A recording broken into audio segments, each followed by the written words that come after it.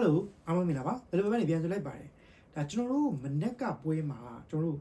ဒဏ်ရာပြဿနာရရတဲ့မှာတယောက်ရှိခဲ့တယ်အဲ့ဒါတော့ frame ပေါ့နော်ဒါပေမဲ့ကျွန်တော်တို့85မိနစ်လောက်မှာ frame ပေါ်ဒဏ်ရာရသွားတယ်ကျွန်တော်တို့တော်တော်လေးစိုးရင်ဟာပြဿနာပဲပေါ့နော်ကျွန်တော်နောက်တန်းပြဿနာတက်နေပါလေဆိုမှကျွန်တော်တို့အသင်းကဒါ frame ပေါ်မှာဒဏ်ရာရသွားတော့တော်တော်လေးကိုစိုးရင်ကျင်စရာကောင်းသွားခဲ့တယ်အဲ့တော့ပြောလို့ဆို right back မှာကျွန်တော်တို့အသင်းအတွက်ရုံဒဏ်ရာကင်းနဲ့ကစားနေရဆို Ramsey တယောက်လောက်ပဲရှိတော့တယ်ပေါ့နော်Ramsey ကလည်းမနက်ကပွဲမှာအလောက်ကြီးချီဆွဲမပြနိုင်ဘူးရုံးကန်ရတယ်အများကြီးဒါပြောမှဆိုလို့ရှိရင်တော်တော်လေးကို shaky moment တွေများတယ်ပေါ့နော်အဲ့တော့ကျွန်တော်တို့တရားဒီရာဒီကိုကျွန်တော်ဘယ်လိုဆက်သွားမလဲပေါ့နော်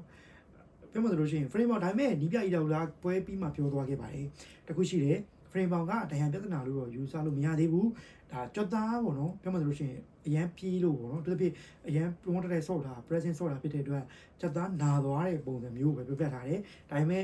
ချက်ချင်းကျွန်တော်တို့ဒါ scan ရရအောင်မယ်တခြားလောက်အောင်မဖြစ်တဲ့အတွက်အဲ့ဒါတော့ဒီဒီတော့မသိသေးဘူးပေါ့နော်ဒါပေမဲ့ဒဏ်ရာပြဿနာမကြီးတော့ဘူးလို့ကျွန်တော်သူပြောပြထားတယ်အဲ့တော့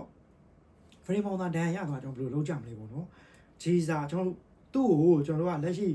right back တွေမဟုတ် right wing တော့ပါကျွန်တော်စဉ်းစားထားတာအဲ့တော့ right wing တော့ပါကျွန်တော်စဉ်းစားမယ်ဆိုရင် frame ပေါက်မရှိတော့ရင်ဗီတာမီညော့ရဲ့အီလီယော့ရဲ့ခြေစားရင်၃ယောက်နဲ့ကျွန်တော်ဆက်သွားအောင်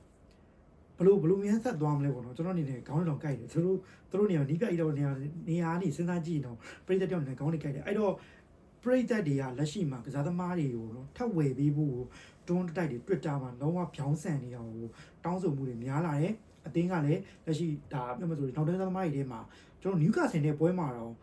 Van Dijk တစ်ယောက်လောက်ကလွဲရင် Van Dijk နဲ့ Ramsey နှစ်ယောက်လောက်ကလွဲရင်Van Dijk ရဲ့ Ramsey ရဲ့ Carcass ရဲ့၃ယောက်လောက်ကလွဲရင်ကျွန်တော်တို့ကလုံးဝ fully fit ကစားသမားနောက်တန်းမှာမရှိသလောက်ဖြစ်နေဂျာကွေးကျွန်တော်မရသေးဘူး Leonie မလာနိုင်သေးဘူးဂိုမက်နားအောင်ပဲအဲ့တော့မမဆို Bradley corner Bradley ကျွန်တော်လိုသေးတဲ့ frame မှာခုလက်ရှိဒဏ်ရာရတာလေငါးလောက်ဒဏ်ရာရနေတာပွဲတော့မစားရသေးဘူးကျွန်တော်ရာသီတော့မစားရသေးဘူးအဲ့လိုဖြစ်နေပြီအဲ့တော့ကျွန်တော်တင်ကနောက်တန်းကလိုရတယ်နောက်တန်းမဝယ်တော့ကျွန်တော်လုံးဝအကြီးအကျယ်ဒုက္ခရောက်နိုင်တယ်ကျွန်တော်လက်ရှိမှာတောင်ပန်တွေထက်ကိုနောက်တန်းကပိုလိုနေတယ်လို့တော့ဖြစ်နေပေါ့နော်နောက်တန်းမှမဝယ်ကျွန်တော်တင်ကတော်တော်ဒုက္ခရောက်သွားမယ်လို့ကျွန်တော်မြင်နေညီကိုနေတော့ဘယ်လိုမြင်ကြလဲနောက်တန်းမဖြစ်မနေလိုအပ်လားဘယ်သမားကိုမြင်ထားကြလဲအဲ့ဒါပတ်သက်ပြီးကုန်းကုန်းဝင်ဆွေးနွေးရပါတယ်ဒီလိုလေးသဘောကျရင် like ဘလို့လုပ်ပြီးလည်းမလိုက်ခဲ့ပါဘူး YouTube အကြည့်တဲ့ညီကိုနေလည်း subscribe လုပ်ပြီးမလိုက်ခဲ့ပါဘူးအားလုံးကျေးဇူးများတင်ပါတယ်